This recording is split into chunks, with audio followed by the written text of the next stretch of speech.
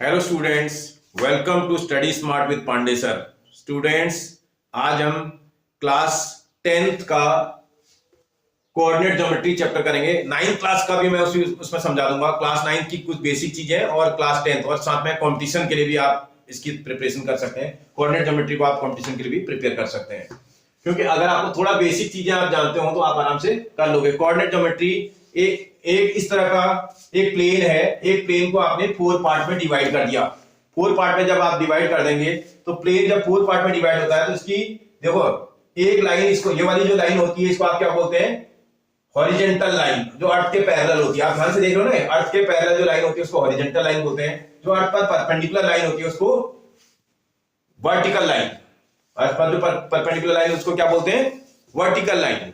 ये vertical line है, ये हॉरिजॉन्टल लाइन है। मतलब एक प्लेन को आपने 4 पार्ट्स में डिवाइड कर दिया है।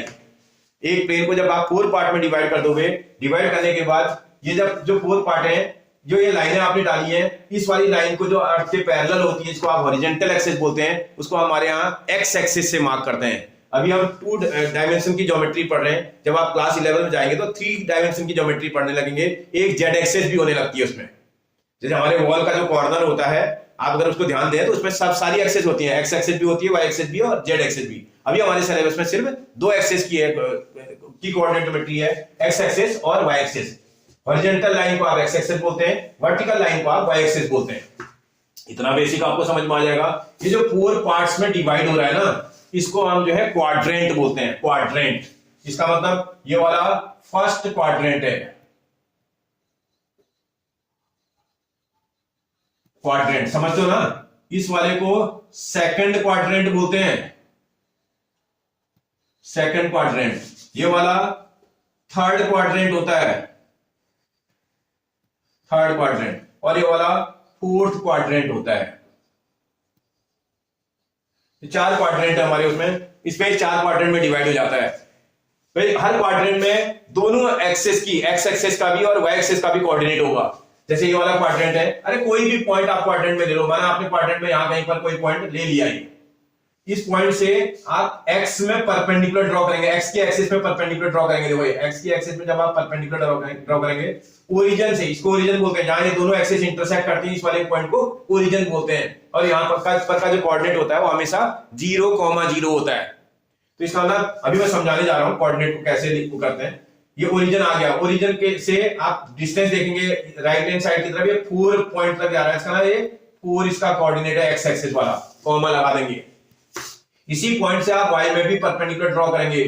y में ड्रॉ किया गया, परपेंडिकुलर आपके 3 पर पहुंच रहा है, तो y का कोऑर्डिनेट 3 आ जाएगा। हमेशा पहले x का कोऑर्डिनेट लिखा जाता है, बाद में y का कोऑर्डिनेट लिखा जाता है। इसका x एक्सिस पर जो कोऑर्डिनेट x का कोऑर्डिनेट है वो ओरिजिन से 4 यूनिट की डिस्टेंस पर है, और y एक्सिस पर जो डिस्टेंस है वो 3 यूनिट की है। इसका मतलब इस वाले पॉइंट का कोई किसी पॉइंट की पर्टिकुलर जो कंडीशन है वो ये वाला पॉइंट जो कोऑर्डिनेट होल्ड कर रहा है वो 4,3 कर रहा है।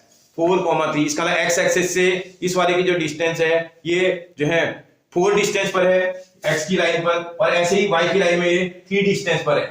समझ में आ रहा है? ओरिजिन से डिस्टेंस नहीं बोल रहा हूं मैं, मतलब इस वाले पॉइंट से, इस ओरिजिन से इस वाले पॉइंट की डिस्टेंस 4 है, इस ओरिजिन से इस वाले पॉइंट की डिस्टेंस 3 है। और आप इसके कोऑर्डिनेट जब निकालोगे तो ये इसके कोऑर्डिनेट 4,3 हो जाएंगे। बात समझ में आ रही? कोऑर्डिनेट को हमेशा एक्स एक्सिस का कोऑर्डिनेट पहले लिखा जाता है, वाई एक्सिस का कोऑर्डिनेट हमेशा बाद में लिखा जाता है। इतनी बात समझ में आ रही है? ये ओरिजिन है, ओरिजिन पर कोऑर्डिनेट हमेशा 0,0 होता है। एक्स का कोऑर्डिनेट भी 0 होगा ओरिजिन पे, वाई का कोऑर्डिनेट भी 0 होता है ओरिजिन पे। इतनी बात समझ में आ रही है? मतलब 4 क्वाड्रेंट में डिवाइड हो गया। पहले अभी जैसे क्लास 9 के बच्चे से पूछा जाए, फर्स्ट क्वाड्रेंट में x का कोऑर्डिनेट भी पॉजिटिव होता है, y का कोऑर्डिनेट भी पॉजिटिव होता है। जब आप सेकंड क्वाड्रेंट में जाएंगे आप खुद ही देख लो, ये इसमें y x की जो डिस्टेंस है वो नेगेटिव आ रही है। ओरिजिन से आप लेफ्ट साइड चल रहे हो, जब भी ओरिजिन से लेफ्ट चलेंगे तो वैल्यू नेगेटिव हो जाएगी। इसका मतलब x का जो कोऑर्डिनेट होगा इसमें नेगेटिव का होगा। x का कोऑर्डिनेट इसमें कैसा होना चाहिए? नेगेटिव। और इसमें y का जो कोऑर्डिनेट आएगा, y ऊपर की ओर है, तो इसका मतलब y का कोऑर्डिनेट इसमें पॉजिटिव होगा। इसका मतलब सेकंड क्वाड्रेंट में जो कोऑर्डिनेट होते हैं वो नेगेटिव और पॉजिटिव होते हैं। इसका x नेगेटिव, y पॉजिटिव। जब आप थर्ड क्वाड्रेंट में आएंगे, पहले आप x ही लिखते हैं, ओरिजिन से आप लेफ्ट हैंड साइड की तरफ चल रहे हैं। जब भी ओरिजिन से लेफ्ट चलेंगे तो आपकी वैल्यू नेगेटिव हो जाएगी। समझ में आ रहा है? ओरिजिन से लेफ्ट की तरफ चलना पड़ेगा तो इसका नेगेटिव हो जाएगा। जब भी ओरिजिन से नीचे की तरफ बिलो चलेंगे, डाउनवर्ड की डायरेक्शन में चलेंगे तो डाउनवर्ड डायरेक्शन में इसकी वैल्यू नेगेटिव हो जाएगी, क्योंकि वाई नीचे को नेगेटिव होता है। इस वाले क्वाड्रेंट में चलेंगे तो ओरिजिन से आपको राइट चलना पड़ेगा। इसके लिए ओरिजिन से जब राइट चलेंगे तो एक्स की वैल्यू इस केस में पॉजिटिव हो जाएगी, और आप ओरिजिन से डाउनवर्ड डायरेक्शन में चलेंगे तो इसकी वैल्यू नेगेटिव हो जाएगी। इसका मतलब फोर क्वाड्रेंट में, फर्स्ट क्वाड्रेंट में एक्स और वाई दोनों पॉजिटिव होते हैं, सेकंड क्वाड्रेंट में X negative Y positive, third quadrant में both negative, X and Y both negative, fourth quadrant में एक्स पॉजिटिव वाई नेगेटिव। इतनी बेसिक बात समझ में आ रही है? ये बात समझ में आ रही होगी ना? एक्सेस आपको समझ में आ गया, ये समझ में आ गया। ये एक्स एक्सिस के कोऑर्डिनेट को हम एब्सिसा बोलते हैं, जैसे कहीं भी मैंने कोऑर्डिनेट लिखा था, ये एक्स एक्सिस का जो कोऑर्डिनेट है इसको एब्सिसा बोलते हैं, और जो वाई एक्सिस का कोऑर्डिनेट होता है, वाई एक्सिस का कोऑर्डिनेट, इसको हम ऑर्डिनेट बोलते हैं। ये एक्स एक्सिस के कोऑर्डिनेट को एब्सिसा, वाई एक्सिस के कोऑर्डिनेट को ऑर्डिनेट बोलते हैं। ठीक है, आगे बढ़ते हैं। अब ये क्वाड्रेंट ये सब समझ में आ गया, हमें फिर थोड़ा आगे बढ़ेंगे तो देखो, जब भी कोई पॉइंट एक्स एक्सिस में या वाई एक्सिस में लाई कर जाए, क्योंकि हमारा पॉइंट एक्स एक्सिस में भी लाई कर सकता है, वाई एक्सिस में भी लाई कर सकता है। अगर कोई पॉइंट एक्स एक्सिस में लाई कर रहा हो, एक्स एक्सिस भाई एक्स एक्सिस में कोई भी पॉइंट लाई कर रहा है, कहीं पर भी हो, मतलब एक्स एक्सिस में कोई पॉइंट यहां लाई कर रहा है, तो इस वाले में एक्स की वैल्यू तो होगी, आप देखो, क्योंकि एक्स की वैल्यू आप राइट हैंड साइड, एक्स की वैल्यू राइट लेफ्ट बढ़ती है, तो एक्स की वहां पर कुछ ना कुछ वैल्यू होगी। इसका मतलब एक्स का कोऑर्डिनेट तो वहां कुछ ना कुछ तो होगा, लेकिन वाई की वैल्यू यहां क्या होगी बेटा? जीरो। एक्स एक्सिस की लाइन में वाई की वैल्यू जीरो होती है, क्योंकि वाई तो ऊपर और नीचे बढ़ता घटता है, ऊपर की ओर और नीचे की ओर, लेकिन यहां जो है इस वाली पूरी लाइन में वाई की वैल्यू कांस्टेंट रहती है, that is equal to zero. इसका मतलब अगर कोई भी पॉइंट है, क्योंकि हमारे एनसीईआरटी में बहुत सारे क्वेश्चन करेगा, इफ द पॉइंट, यहां जब find the distance of a point from x axis, अब जैसे एक्स एक्सिस बोलेगा तो आपको तुरंत समझ में आ जाना चाहिए, इसका मतलब कोऑर्डिनेट आप खुद चेक कर लोगे, उसका कोऑर्डिनेट x, 0 होगा, आपको बिना सोचे लिख देना है। Coordinate of x axis is x, 0। Coordinate of y axis, अगर कोई पॉइंट वाई एक्सिस में लाई कर रहा है तो वाई एक्सिस में लाई करने वाले कोऑर्डिनेट में आप देखो, वाई की लाइन में जब भी आप कोई पॉइंट लाई करेगा, उस x की वैल्यू उसमें फिक्स है, जीरो। x वहां फिक्स है, क्योंकि x की वैल्यू तो लेफ्ट और राइट बढ़ती है, तो राइट की ओर बढ़ती है, लेफ्ट की ओर नेगेटिव में आती है और राइट की ओर पॉजिटिव होती है। लेकिन जो है इस पूरी लाइन, y की पूरी लाइन में x की वैल्यू जीरो होती है। इसका मतलब y की वैल्यू अगर मैं आपसे कहीं भी पूछूं, वहां पर y की वैल्यू कुछ ना कुछ तो होगी। इसका मतलब y का कोऑर्डिनेट तो y लिखा जाएगा, x का कोऑर्डिनेट जीरो लिखा जाएगा। If a point is lie on x axis, then the coordinate of that point is x, 0, and if the point is lie on y axis, then the coordinate of that point is 0, y। बात समझ में आ रही बेटा? ठीक है, इतनी basic चीजें। आगे ये बेसिक चीजें जो है क्लास 9 से सीख के आते हो आप, इतनी बेसिक इंफॉर्मेशन आप क्लास 9 से सीख के आते हो। अब हम क्लास 10 के हिसाब से चलते हैं, आगे देखते हैं। ये क्वाड्रेंट और ये सब आपने सीखा हुआ है क्लास 9 में। अब हम आगे आते हैं क्लास 10 के सिलेबस में। क्लास 10 के सिलेबस में सबसे पहला काम हम क्या करते हैं भाई, डिस्टेंस का फॉर्मूला निकालते हैं। डिस्टेंस फॉर्मूला, डिस्टेंस फॉर्मूला कैसे निकलता है, एक बार मैं कैसे निकलता हूं समझा देता हूं। हमें तो फॉर्मूला लर्न करना है, निकालना हमारे सिलेबस में नहीं है हमें, लेकिन हमें आना चाहिए। एक बेसिक चीज है, छोटी मोटी चीजें आपको पता होनी चाहिए। जब आप निकालोगे तो भाई डिस्टेंस फॉर्मूले के लिए दो पॉइंट आपको लेने पड़ेंगे। जैसे एक पॉइंट आपने यहां कहीं ले लिया, अरे कहीं भी ले लो, एक पॉइंट आपने यहां कहीं ले लिया, ये ए पॉइंट माना और ये वाला माना बी पॉइंट होता। इस ए पॉइंट का कुछ न कुछ तो कोऑर्डिनेट होगा, मुझे नहीं पता है, अब तो मैंने खाली नंबर लिखे, मैं वैसे समझा दूं आपको। माना इसका कोऑर्डिनेट x1, y1 होता, और जो बी पॉइंट है इसका कोऑर्डिनेट x2, y2 होता। मुझे ए से लेकर के बी तक की डिस्टेंस निकालनी है। मैं ए से बी तक की डिस्टेंस निकालूंगा तो आप थोड़ा समझिए, मुझे एक काम करना पड़ेगा, इस ए पॉइंट से भी मुझे एक्स में इधर परपेंडिकुलर डालना पड़ेगा, और यहां ऐसे ही बी पॉइंट से भी मुझे एक्स में परपेंडिकुलर डालना पड़ेगा। ए पॉइंट से भी और बी पॉइंट से मुझे एक्स में परपेंडिकुलर ड्रॉ करना पड़ेगा।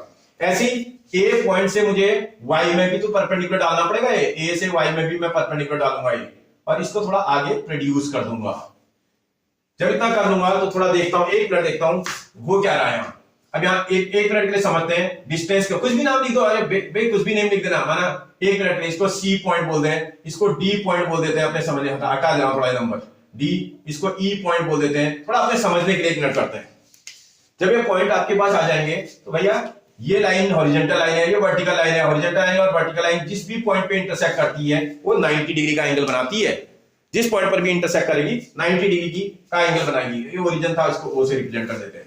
आप एक मिनट के लिए चेक करना, यहां मुझे देख करके बताना, मैं समझा रहा हूं खाली खाली। ओ से डी तक की डिस्टेंस आप देखो, ओ से डी तक की जो डिस्टेंस आ रही होगी आपको, ये देखो एक्स एक्सिस ना, यहां से आपने पकड़ा, यहां एक्स का कोऑर्डिनेट x1 था, तो इसका यहां से यहां तक की डिस्टेंस x1 होनी चाहिए। ऐसे ही यहां से आपने परपेंडिकुलर डाला ये, और ओरिजिन से उसकी डिस्टेंस, मैंने बोला था ओरिजिन से जब आप परपेंडिकुलर ड्रॉ करेंगे एक्स एक्सिस में, उस पॉइंट की ओरिजिन से डिस्टेंस निकल के आ जाएगी। और इसकी ओरिजिन से डिस्टेंस, क्योंकि x का कोऑर्डिनेट है तो इसका ना x2 होना चाहिए। क्या डिस्टेंस है भाई? o से e तक की डिस्टेंस है, इज इक्वल टू x2। अगर मैं तुमसे बोलूं कि DE निकाल दो बेटा, तो मुझे लगता है आप निकाल लोगे आराम से भाई। D से E तक की डिस्टेंस आप एक मिनट समझ लो, ये देखो मैं आपको यहां समझा देता हूं, ज्योमेट्री आपको आती होगी थोड़ा बहुत। D से E तक ये डिस्टेंस मुझे निकालनी है। इस पूरी डिस्टेंस में से अगर मैं ये डिस्टेंस को माइनस कर दूं तो निकल आ जाएगा, मुझे लगता है। इस पूरी डिस्टेंस में से इतनी डिस्टेंस माइनस कर दूं तो निकल जाएगा। ये पूरी डिस्टेंस अभी मैंने बताई थी, O से E तक की डिस्टेंस आपके पास x2 है, और O से D तक की डिस्टेंस आपके पास x1 है। अगर आप x2 में से x1 माइनस करेंगे तो DE निकल आएगा। जितनी डिस्टेंस से DE आएगी उतना ही AC भी तो आ रहा है भाई। AC और DE बराबर होगा ना भाई। फिर आगे बढ़ते हैं। ऐसे अगर आप यहां निकालना शुरू कर दें, एक मिनट, यहां कुछ और परपेंडिकुलर आप डाल दो, थोड़ा सा एक परपेंडिकुलर यहां भी डाल लेना। तो यहां पर कुछ भी पॉइंट का नाम लिख दो, यहां F लिख दो, यहां G लिख दो, अरे कुछ भी लिख सकते हैं। अल्फाबेट में 26 लेटर होते हैं, जो मर्जी आप लिख सकते हैं। अगर आप फिर से देखें, O से E तक F तक की डिस्टेंस, O से F तक की डिस्टेंस अगर आप चेक करेंगे, O से F की डिस्टेंस चेक करोगे तो यहां पर का कोऑर्डिनेट देखना पड़ेगा ना आपको। आपने इस पॉइंट से Y में इस वाले पॉइंट से यहां y एक्सिस में परपेंडिकुलर ड्रॉ किया हुआ, और यहां से जब y एक्सिस में परपेंडिकुलर ड्रॉ करेंगे तो यहां से लेकर के यहां तक की डिस्टेंस को y का कोऑर्डिनेट बताएगा। इसका मतलब ये डिस्टेंस आपके पास y1 है। ऐसे आप देखो, यहां से लेकर के यहां तक की डिस्टेंस वो निकालने के लिए आपको इस वाले पॉइंट से यहां परपेंडिकुलर ड्रॉ करना पड़ेगा। इसका इस वाले पॉइंट से आप यहां परपेंडिकुलर ड्रॉ करेंगे तो ये आपका परपेंडिकुलर, देखो इसकी जो डिस्टेंस ओरिजिन से आ रही है वो OG आ रही है, ये O से G तक की डिस्टेंस है। OG को अगर आप चेक करोगे एक मिनट, तो मुझे लगता है कितनी, इसके कोऑर्डिनेट के बराबर तो होगा, इसका y2 होना चाहिए। OG is equal to y2। जब आप यानी आपको तो GF निकालना है ना, अगर आप थोड़ा सा, मैं इस लाइन को यही बना देता हूं, ये G का पॉइंट है, ये वाला F पॉइंट है, और ये वाला ओरिजिन का पॉइंट O है। मुझे ये डिस्टेंस निकालनी हो, इस पूरी डिस्टेंस में से मैं इस वाली डिस्टेंस को माइनस करूंगा तो निकल जाएगा शायद ना भाई। अब मुझे चाहिए GF, और GF निकालने के लिए मैं अगर एक मिनट के लिए ये पूरी लेंथ में से लोअर लेंथ को माइनस कर दो। पूरी लेंथ अगर आप चेक करो, अभी तो निकाला था आपने, पूरी लेंथ का मतलब OG आपके पास है y2 है, माइनस OF ये निकाला हुआ आपने, OF y1 है। तो इसका मतलब मेरे पास ये डिस्टेंस निकल के आ गई GF। जितना ये GF आएगा उतना ही BC भी तो आ रहा होगा, इज इक्वल टू BC आ जाएगा। आप एक मिनट में, मैं उस फिगर को यहां बना के दिखा दे रहा हूं आपको। अगर आप उस फिगर को यहां बना दोगे तो मुझे लगता है A, ये C और ये B, और ये C पॉइंट पे राइट एंगल है आपके पास।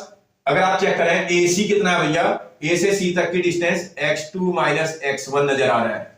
ऐसे ही B से C तक की डिस्टेंस को अगर आप चेक करेंगे तो y2 माइनस y1 नजर आ रहा है। और आप इस फिगर को ध्यान से देखिए, ये राइट ट्राइंगल है भैया।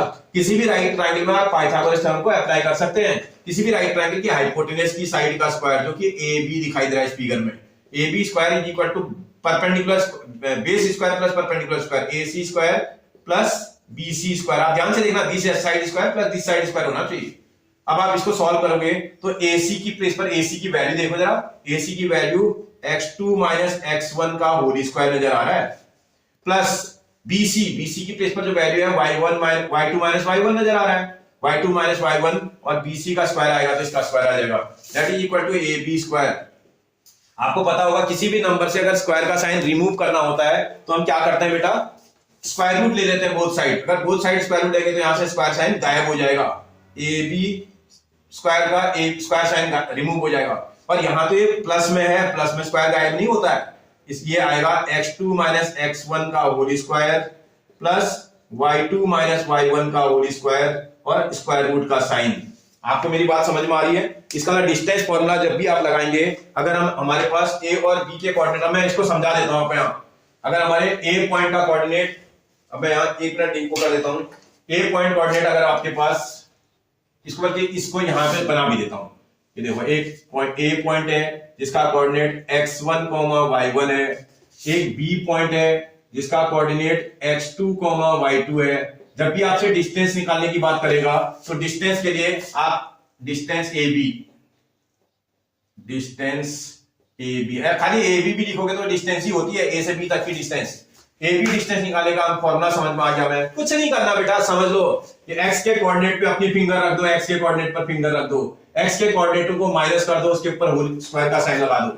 इसका नाम x2 माइनस x1 का होल स्क्वायर, प्लस का साइन लगाना है। फिर y के कोऑर्डिनेट्स को आप माइनस कर लो, इसका नाम y2 माइनस y1 का होल स्क्वायर। बस आपने फॉर्मूला लर्न कर लिया, आप क्वेश्चन निकाल लोगे। समझ आ रहा है आपको? कोई बोले सर हम अगर x1 माइनस x2 लिख देंगे क्या रॉन्ग हो जाएगा? चेक करते हैं, स्क्वायर लगा हुआ है भाई, एक मिनट देखते हैं, आपको समझा दूं मैं। जैसे x1 इज इक्वल टू 5 और x2 इज इक्वल टू 3 होता है, थोड़ी देर के लिए अगर मैं x1 माइनस x2 का स्क्वायर कर दूं तो आप जरा चेक करो, x1 की प्लेस पर 5 था, माइनस 3 की x2 की प्लेस पर 3 है, उसका स्क्वायर करेंगे 5 माइनस 3 2 का स्क्वायर 4। बात समझ में आ रही? आप थोड़ा और प्रॉपर करना चाहो कर लो, 2 का स्क्वायर 4। एक मिनट देखते हैं, x2 माइनस x1 का whole square is equal to, अगर x2 माइनस x1 का होल स्क्वायर कर दिया जाए तो x2 की जगह पर 3 दिख रहा है, माइनस x1 की प्लेस पर 5 दिख रहा है, इसका स्क्वायर, और इसी को सॉल्व करेंगे तो -2 आएगा ना अंदर। एक में से एक पॉजिटिव एक नेगेटिव सब्ट्रैक्ट करेंगे, साइन लार्जेस्ट नंबर के इनफ्रंट वाला लगाएंगे तो इसका -2 आना चाहिए, इसका स्क्वायर करेंगे तो 4। इससे एक कंक्लूजन तो निकला। इसका मतलब अगर कोई बच्चा x2 माइनस x1 का होल स्क्वायर लिख दे फॉर्मूले में, या x1 माइनस x2 का होल स्क्वायर लिख दे, इससे कोई फर्क नहीं पड़ेगा। आप मेरी बात समझ रहे हो ना? कोई फर्क नहीं पड़ेगा। इसका मतलब अब आप फॉर्मूला थोड़ी देर के लिए भूल जाओ। जब भी डिस्टेंस फॉर्मूला निकालना होता है, आप x के कोऑर्डिनेट्स पर फिंगर लगा दो, उन दोनों को माइनस करके उसका होल स्क्वायर निकाल दो, किसी में से कोई नंबर माइनस कर लो, उसका होल स्क्वायर। ऐसे ये डिस्टेंस फॉर्मूले में y का कोऑर्डिनेट जब निकालेंगे, y के कोऑर्डिनेट में से किसी भी कोऑर्डिनेट से किसी भी कोऑर्डिनेट को माइनस कर दो, उस पे स्क्वायर लगा दो, क्वेश्चन कभी रॉन्ग नहीं हो सकता है। आप मेरी बात समझ रहे हो ना? इसे लॉजिकली आपको करना है, फॉर्मूला लर्न कर लो, लेकिन अगर माना न भी लर्न हो तो आप ध्यान रखो, x के कोऑर्डिनेट को माइनस करेंगे उसका स्क्वायर करेंगे, y के कोऑर्डिनेट को माइनस करेंगे उसका स्क्वायर करेंगे, और बीच में प्लस का साइन लगाएंगे और स्क्वायर रूट साइन लगा देंगे, तो वो डिस्टेंस का फॉर्मूला निकल के आ जाएगा। आप आराम से कर दोगे, मुझे लगता है बहुत आराम से आप कर दोगे। ये सब मैं हटाता हूं थोड़ा, आपको आपकी समझ में भी आए। यह डिस्टेंस फॉर्मूला, क्योंकि अभी ज्यादा अगर हो जाए तो फिर समझ में नहीं आता है। देखो ये डिस्टेंस फॉर्मूला होता है, मैंने आपको करके भी दिखा दिया, निकाल के भी दिखा दिया, लेकिन हमें सिलेबस में सिर्फ फॉर्मूला लर्न करके रखना है, ठीक है ना? निकालना तो हमें आना चाहिए। कुछ भाई कुछ अच्छी चीजें हमें सीखने को आ जाए तो बहुत अच्छी बात है। मैं आगे नहीं निकालूंगा, बहुत इसमें कॉम्प्लिकेशन हो जाती है, तो इसलिए मैं आपको करके दिखा दे रहा हूं। देखो नेक्स्ट वाला आपको करके दिखाता हूं, अभी थोड़ी देर मैंने रखा हुआ ऐसे ही। फिर देखते हैं, अगर डिस्टेंस फॉर्मूला हम निकाल लेंगे तो उसके बाद हमारे पास सेक्शन फॉर्मूला होता है। सेक्शन फॉर्मूला,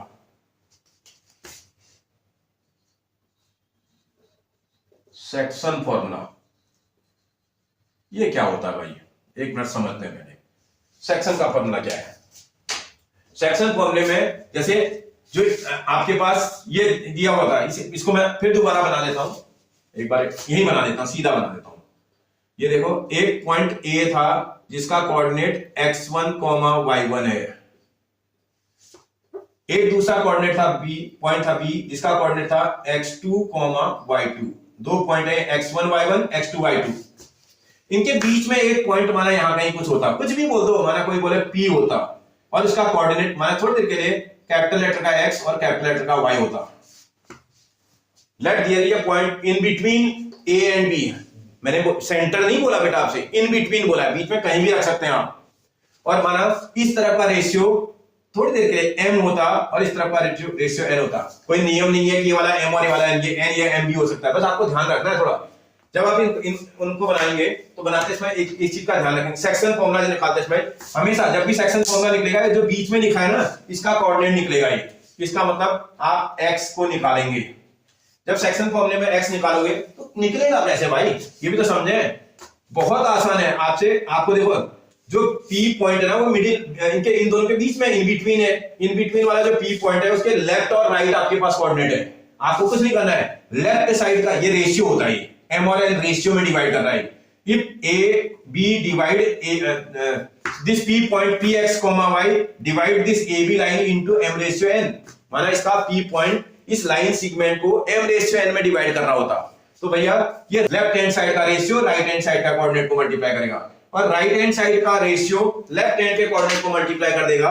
और उसमें एक मैं करके दिखा रहा हूं, उसमें देखो अगर माना ये m है, m रेशियो से जब आप x का निकालोगे तो x को मल्टीप्लाई करेंगे, y का कैलकुलेट करोगे तो y वाले कोऑर्डिनेट को मल्टीप्लाई करेंगे। ध्यान रखेंगे लेफ्ट का रेशियो राइट का कोऑर्डिनेट, लेफ्ट का रेशियो राइट का कोऑर्डिनेट। लेफ्ट का रेशियो का मतलब m, राइट में x का जो कोऑर्डिनेट है वो x2 दिख रहा है, mx2 प्लस देखो राइट में रेशियो आपको दिखाई दे रहा है n और लेफ्ट में जो कोऑर्डिनेट दिख रहा है वो x1 दिख रहा है। n उससे लेफ्ट का कोऑर्डिनेट मल्टीप्लाई करेंगे x1 upon sum of ratio, sum of ratio ये रेशियो दिया हुआ है, सम ऑफ रेशियो का मतलब m प्लस n, इससे x का कोऑर्डिनेट निकल के आ गया आपका। ऐसे अगर आपको y का निकालना हो तो सेम नियम उसमें भी तो लगाएंगे, y का निकालना तो y वाले कोऑर्डिनेट पे लगाएंगे, x का निकालना तो x के कोऑर्डिनेट में लगाएंगे, नियम वही रहेगा। इसका नाम फिर से लेफ्ट का रेशियो राइट का कोऑर्डिनेट, लेफ्ट का रेशियो राइट का कोऑर्डिनेट, लेफ्ट का रेशियो m था, राइट का कोऑर्डिनेट y2 दिख रहा है क्योंकि आप y का निकाल रहे हो, प्लस ये ध्यान रखना प्लस का इंटरनल डिवीजन है, हमारे सिलेबस में ऐसे भी इंटरनल डिवीजन है, टेंशन नहीं है आपको, प्लस ही लगेगा। फिर देखेंगे राइट का रेशियो लेफ्ट का कोऑर्डिनेट, राइट का रेशियो n, लेफ्ट का coordinate y1 divided by again sum of ratio m plus n। इस तरह से आप सेक्शन का फॉर्मूला लगा लेंगे। रटना कुछ नहीं है, यहां रटने का कोई कॉन्सेप्ट नहीं, समझने का कॉन्सेप्ट है। लेफ्ट का रेशियो राइट का कोऑर्डिनेट, राइट का रेशियो लेफ्ट का कोऑर्डिनेट, x को निकाल रहे हैं तो x वाले के साथ अप्लाई करेंगे, y का निकाल रहे हैं तो y के साथ अप्लाई करेंगे। पता है बच्चे क्या मिस्टेक कर देते हैं, वो जब भी मल्टीप्लाई करते हैं जैसे x निकाल रहे होंगे m से y वाले कोऑर्डिनेट को मल्टीप्लाई करेंगे। तो यहाँ इसमें पेशेंस बहुत जरूरी है, आपको ध्यान रखना है आप निकाल क्या रहे हो, मल्टीप्लाई क्या कर रहे हो, ठीक है ना बेटा। इतना मेमोराइज कर लीजिए अपना, इतनी मेमोरी फीडिंग अपनी रखो कि भाई हमें करना क्या है, बात समझ में आ रही है। ये सेकंड फॉर्मूला हो गया। एक और फॉर्मूला आपको मिलेगा जिसको आप मिड पॉइंट फॉर्मूला बोलते हैं, मिड पॉइंट फॉर्मूला। इसमें क्या होता है भाई, मिड पॉइंट फॉर्मूला एक बार समझ लेते हैं पहले। अगर आप मिड पॉइंट का फॉर्मूला निकालेंगे, देखो जैसे यही क्वेश्चन चल रहा होता, मिड पॉइंट के हिसाब से अगर आप कर रहे होते, मिड पॉइंट के हिसाब से क्या होता है, इक्वल रेशियो में डिवाइड हो जाता है मिड पॉइंट में। जैसे ए कोई पॉइंट है और ये कोई पॉइंट बी है, ए पॉइंट का कोऑर्डिनेट आपने फिर से दोबारा बोल दिया x1, y1 होता, बी पॉइंट का कोऑर्डिनेट माना x2, y2 होता। अब मिड पॉइंट बोल रहा है, इसमें मिड पॉइंट की बात नहीं हो रही थी, इसमें तो इन बिटवीन था, कहीं भी हो सकता था। मिड पॉइंट बोलेगा तो ठीक मिडिल में होगा भाई, ठीक मिडिल में। जब ठीक मिडिल में है तो कुछ भी लिख दो भाई, इसमें p पॉइंट होता, इसका कोऑर्डिनेट x, y होता। तो जब ठीक मिडिल में है तो इधर की डिस्टेंस और इधर की डिस्टेंस बराबर होगी। कोई बोले नहीं सर बराबर डिस्टेंस में हम तो ए लिखेंगे, मैं आपको समझा देता हूं आपको, हम तो 1 1 लिख देते हैं क्योंकि इजी होता है ना कैलकुलेशन। अगर आप ए भी लिख लेते तो देखते हैं, 1 मिनट के समझते हैं होगा क्या। माना आप x का कोऑर्डिनेट निकाल रहे हैं, देखो सेक्शन फॉर्मूला आ गया ना बेटा आपको, सेक्शन का फॉर्मूला अगर आपको आ गया तो सेक्शन फॉर्मूला ही इसमें अप्लाई करो ना। देखो 1 मिनट, अगर आप x का कोऑर्डिनेट निकाल रहे हैं तो आप क्या करोगे, लेफ्ट के रेशियो से, देखो लेफ्ट का जो रेशियो है इससे यहां के कोऑर्डिनेट को मल्टीप्लाई करेंगे और राइट के रेशियो से लेफ्ट के कोऑर्डिनेट को मल्टीप्लाई कर देंगे। तो अगर आप करना शुरू कर दें तो निकलने लगेगा। देखो a से x1 को मल्टीप्लाई करेंगे, sorry x2, a multiply by x2 a into x2।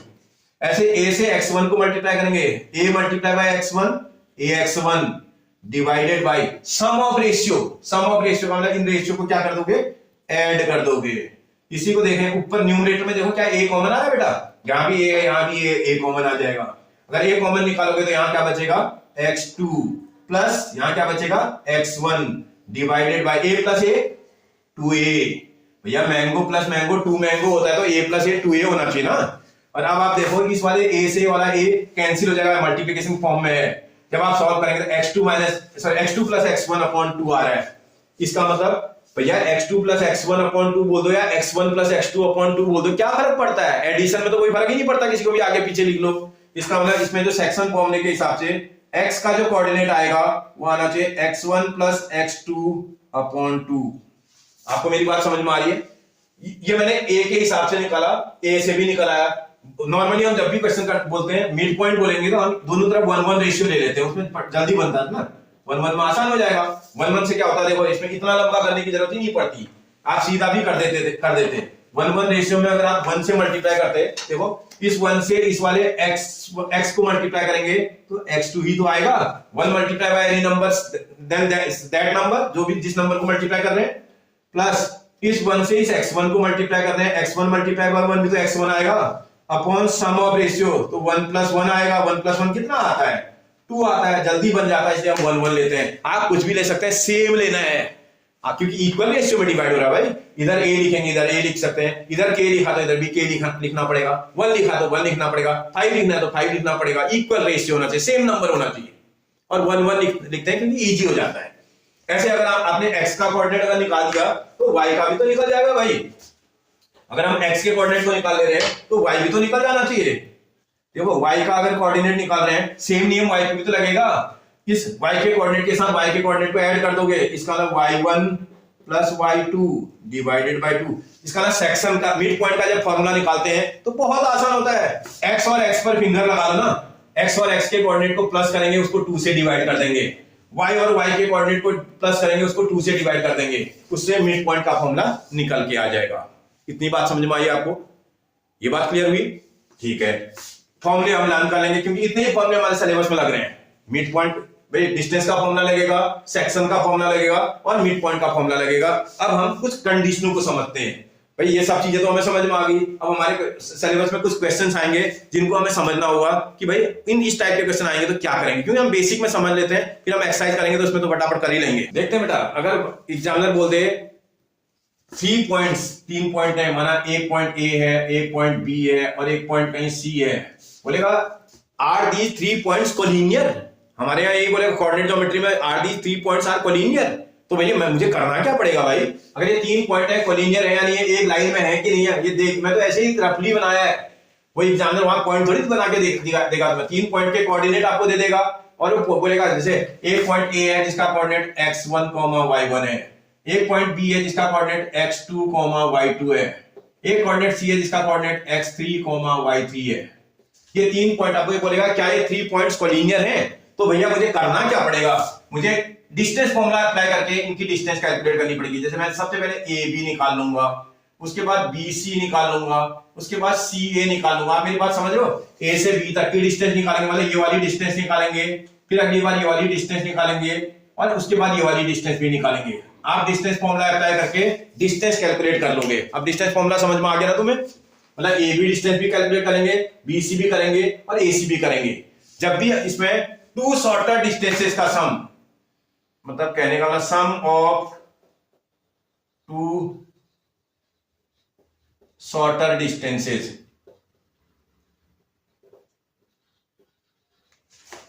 Is equal to longer distance. अगर ये कंडीशन होल्ड कर गई, मतलब 2 शॉर्टर डिस्टेंसेस का सम लॉन्गर डिस्टेंस के इक्वल आ गया। फॉर एग्जांपल माना ए बी कैलकुलेट किया आपने, हो सकता है 5 सेंटीमीटर आ जाता, बी सी कैलकुलेट किया हो सकता है 12 आ जाता, ए सी भी कैलकुलेट करेंगे और हो सकता है ए सी कैलकुलेट करने पर 7 आ जाता। अब आप इस पे चेक करोगे, मैं ये नहीं बोल रहा हूं कि कौन सा शॉर्टर है, आपको शॉर्टर तो ढूंढना आता है। भाई ये लॉन्गेस्ट डिस्टेंस लग रही है इसमें और ये दोनों शॉर्टर लग रही है, क्या इन दोनों शॉर्टर डिस्टेंस को ऐड करने पर ये लॉन्गर डिस्टेंस के इक्वल आ रहा है? भाई 7 और 5 को ऐड कर दें तो 12 आता है।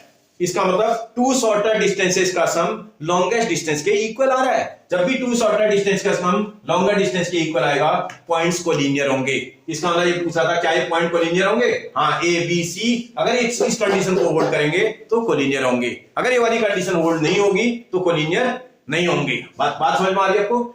मतलब ए और बी का सम, ए बी और ए सी का जो सम आ रहा है, A B plus A C is equal to 5 + 7 आ रहा है। और अगर आप बी सी देखें इतना आ रहा है तो इसका मतलब A B plus B C is equal to, sorry A B plus A C is equal to B C. इसका मतलब 2 डिस्टेंसेस का सम, 2 शॉर्टर डिस्टेंसेस का सम लॉन्गर डिस्टेंस के इक्वल आ रहा है। इसका मतलब पॉइंट क्या है? कोलिनियर है।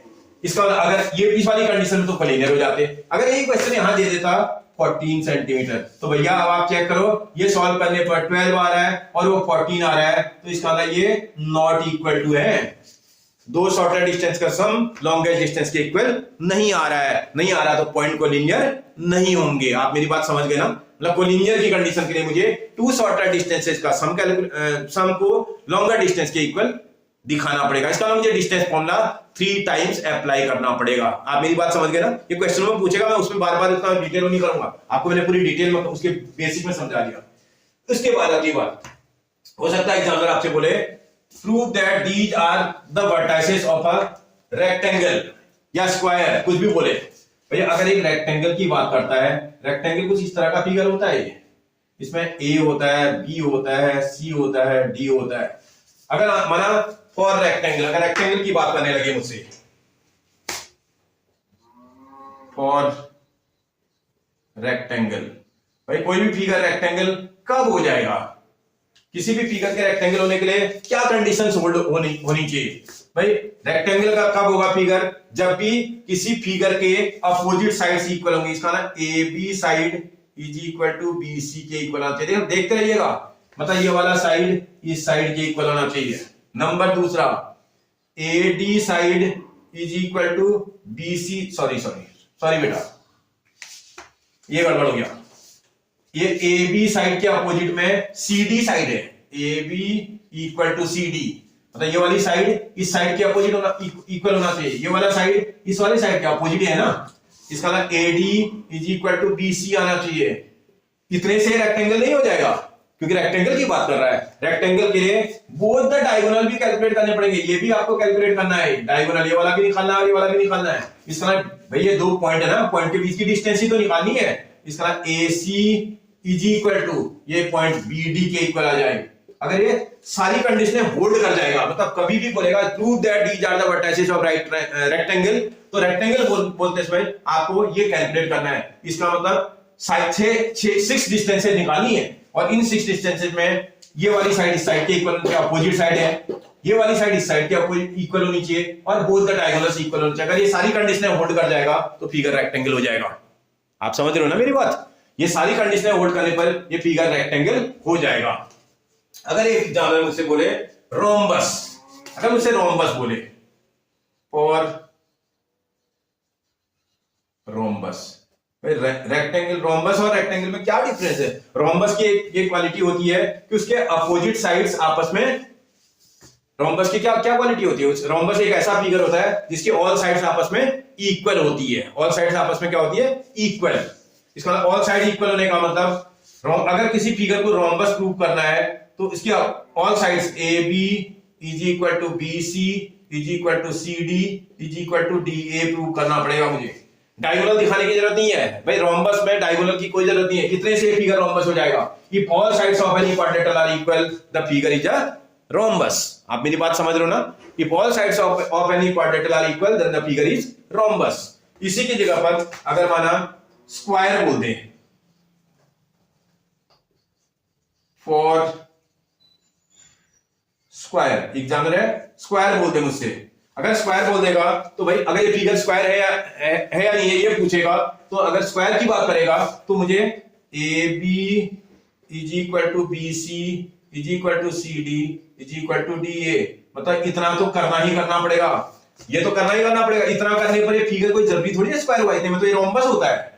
इसके अलावा आपको एक और पार्ट करना पड़ेगा, दो डिस्टेंस और निकालनी पड़ेगी। A C is equal to B D, जो डायगोनल है आपके पास, एक डायगोनल एसी है, एक डायगोनल बीडी है। एसी डायगोनल बीडी के इक्वल भी प्रूव करना पड़ेगा। अगर माना स्क्वायर बोलेगा तो ये 6 बार डिस्टेंस फॉर्मूला अप्लाई करना पड़ेगा, सब निकालना है। इतना करने के बाद ही आप स्क्वायर बोल सकते हैं। इतना ही किया आपने और आपने बोल दिया स्क्वायर है, नहीं, आपको पूरा मार्क्स नहीं मिलना चाहिए, क्योंकि इतने मतलब फिगर रोम्बस है, स्क्वायर कहां है? समझ में आ रहा है? रोम्बस के लिए आपको 4 टाइम्स डिस्टेंस फॉर्मूला लगाना है, और अगर स्क्वायर की बात करता है तो आपको डिस्टेंस फॉर्मूला 6 टाइम लगाना है। बात समझ में आ रही है? ठीक। अगर इसी में पैरेललोग्राम बोल देगा, अगर कभी कभी बोल देगा पैरेललोग्राम, फॉर पैरेललोग्राम, अगर पैरेललोग्राम की बात करने लगे, भाई पैरेललोग्राम क्या होता है? पैरेललोग्राम की क्वालिटी होती है उसके अपोजिट साइड आपस में पैरेलल और इक्वल होते हैं। तो इसका अगर हम इतना ही प्रूव करके दिखा दें, A B is equal to, A B side इसकी सी डी साइड के इक्वल है, और इसकी एडी साइड इसकी इस वाली साइड बीसी साइड के इक्वल हो, मतलब खाली इतना इसका डिस्टेंस फॉर्मूला 4 टाइम लगा दें सारी साइडों में, this side is equal to this side, this side is equal to this side, figure parallelogram हो जाएगा। किसी भी क्वाड्रेंट की both the pair of opposite side अगर आपस में इक्वल होती है तो फिगर पैरेललोग्राम होता है। सफिशिएंट है, समझ में आ रहा है? किसी भी फिगर को प्रूव करने के लिए सफिशिएंट है, आप इतना प्रूव कर दें तो आपका फिगर पैरेललोग्राम हो जाएगा। मतलब पैरेललोग्राम के लिए डिस्टेंस 4 टाइम कैलकुलेट करनी पड़ेगी, आपको रोम्बस के लिए डिस्टेंस 4 टाइम करनी पड़ेगी, पैरेललोग्राम के लिए ये कंडीशन होल्ड करनी चाहिए, रोम्बस के लिए ये वाली कंडीशन होल्ड करनी चाहिए। अगर आपके पास रेक्टेंगल और स्क्वायर की बात करेगा तो 6 टाइम डिस्टेंस फॉर्मूला लगाएंगे और उसके बाद इन कंडीशनों को होल्ड करा देंगे। रेक्टेंगल के लिए ये कंडीशन और स्क्वायर के लिए ये कंडीशन होल्ड करेगी। बात समझ में आ रही? अब इसी की जगह पर एग्जामिनर है, आपसे बोलेगा prove that these are the vertices of a right triangle. मतलब अरे ए वर्टेक्स दे देगा, बी वर्टेक्स दे देगा, सी वर्टेक्स दे देगा, बोलेगा राइट ट्रायंगल के वर्टेक्सेस है प्रूव करके दिखा दो। कब हो जाएंगे भाई कोई भी फिगर राइट ट्रायंगल की वर्टेक्सेस? बेटा अगर राइट ट्रायंगल के वर्टेक्सेस की बात करने लगेगा, कभी राइट ट्रायंगल के वर्टेक्सेस की बात करेगा तो 3 कोऑर्डिनेट देगा ना। तो अब हम इसमें ये नहीं कि राइट ट्रायंगल बना देंगे, हमको थोड़ी पता है किस पॉइंट पे राइट ट्रायंगल बन रहा है। माना कोई ए पॉइंट है जिसका कोऑर्डिनेट आपको x1, y1 गिवन में दिया है, बी पॉइंट है जिसका कोऑर्डिनेट x2, y2 दिया हो, और सी पॉइंट जिसका कोऑर्डिनेट x3, y3 गिवन हो। अगर ये कोऑर्डिनेट दे देगा तो आप क्या करोगे? आप एक बार ए बी डिस्टेंस को कैलकुलेट करेंगे, आप एक बार ए सी डिस्टेंस को भी करेंगे, ए सी भी कैलकुलेट करोगे, आप एक बार बी सी को भी तो करोगे। ये 3 डिस्टेंस आप निकाल लोगे। मैंने यहां निकाल के कर दिया, आप देख लेना, आपको मैंने एरो लगा करके समझा दिया आपको कैसे कैसे निकालना। डिस्टेंस फॉर्मूले से आप ए और बी की डिस्टेंस निकालोगे तो ए बी निकल के आ जाएगा, ए और सी को लेकर के करोगे तो ए सी निकल के आ जाएगा, बी और सी को करके देखोगे तो बी सी निकल आएगा। अब आप इसमें जब आप निकालोगे तो आपको शॉर्टर लॉन्गर समझ में आ जाता है। इसका मतलब इसमें क्या करना पड़ेगा, हमें ये निकालना पड़ेगा sum of square of 2 shorter sides is equal to square of longer side. कहने का मतलब अगर आपको बेसिक एग्जांपल के थ्रू एक समझा दूं, माना ए बी आपने निकाला 3 सेंटीमीटर आ गया, बी सी आपने निकाला 5 सेंटीमीटर आएगा, सी ए आपने निकाला माना 4 सेंटीमीटर आ जाए। अब आपसे मैं क्या बोल रहा हूं, sum of the square of 2 shorter sides. आपने शॉर्टर तो ढूंढना आता होगा आपको, ये 2 शॉर्टर साइड हैं, इसका ए बी का स्क्वायर और सी ए या ए सी का स्क्वायर और ए सी का स्क्वायर, कोई फर्क नहीं पड़ता बेटा, इसमें सी ए लिख दो, ए सी लिख दो, डिस्टेंस है 2 पॉइंट की। सी ए स्क्वायर इसको निकाल लोगे, ये 3 का स्क्वायर आएगा प्लस ये 4 का स्क्वायर आ रहा है, 3 का स्क्वायर 9, 4 का स्क्वायर 16, सॉल्व करेंगे 25। लॉन्गेस्ट साइड का स्क्वायर भी निकाल लेना, बीसी स्क्वायर को निकालेंगे, 5 का स्क्वायर वो भी 25। अब आप चेक करो, इसमें कुछ ऐसी कंडीशन आ रही है, sum of the square of 2 shorter sides, मतलब 2 शॉर्टर साइड के स्क्वायर का जो सम आ रहा है वो लॉन्गेस्ट साइड के स्क्वायर के इक्वल आ रहा है। जब भी ऐसी कंडीशन होल्ड कर जाएगी तो ये राइट ट्रायंगल के वर्टाइसेस हो जाएंगे। आप मेरी बात समझ रहे हो ना? बोला है राइट ट्रायंगल के वर्टाइसेस होने के लिए आपको क्या करना पड़ेगा, आपको ये करना पड़ेगा, sum of the square of 2 shorter side is equal to the square of longest side. जब भी ये कंडीशन होल्ड कर जाएगी तो वर्टाइसेस राइट ट्रायंगल के वर्टाइसेस होंगे। आप मेरी बात समझ रहे हो ना? ऐसे ही एग्जामिनर है, बोलेगा prove that these are the vertices of an equilateral triangle. अगर ये बोल दे कि ये एबीसी इक्विलेटरल ट्रायंगल के वर्टाइसेस हैं तो आपसे बोलेगा equilateral triangle for equilateral triangle. अगर हमसे बोल दे कि ये इक्विलेटरल ट्रायंगल के वर्टाइसेस हैं तो भाई इक्विलेटरल ट्रायंगल के वर्टाइसेस के लिए मुझे इन पॉइंटों में क्या कैलकुलेट करना पड़ेगा, मुझे फिर से डिस्टेंस फॉर्मूला निकालना पड़ेगा, ए बी निकालना पड़ेगा, बी सी निकालना पड़ेगा, सी ए निकालना पड़ेगा। If all the 3 distances are equal then these are the vertices of equilateral triangle. समझ में आ रहा है आपको? इसका हर पॉइंट एक दूसरे से इक्वी डिस्टेंस पर जब आ जाए तो इक्विलेटरल ट्रायंगल के वर्टाइसेस हो जाएंगे। ऐसे कई बार बोलेगा आइसोसेलेस ट्रायंगल।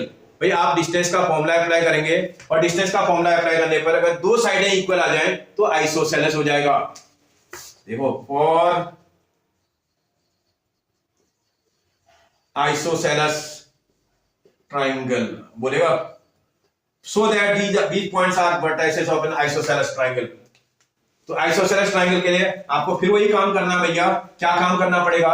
वही 3 डिस्टेंस आप ए बी को भी कैलकुलेट करोगे, आप बी सी को भी कैलकुलेट कर लोगे और आप ए सी को भी कैलकुलेट कर लोगे।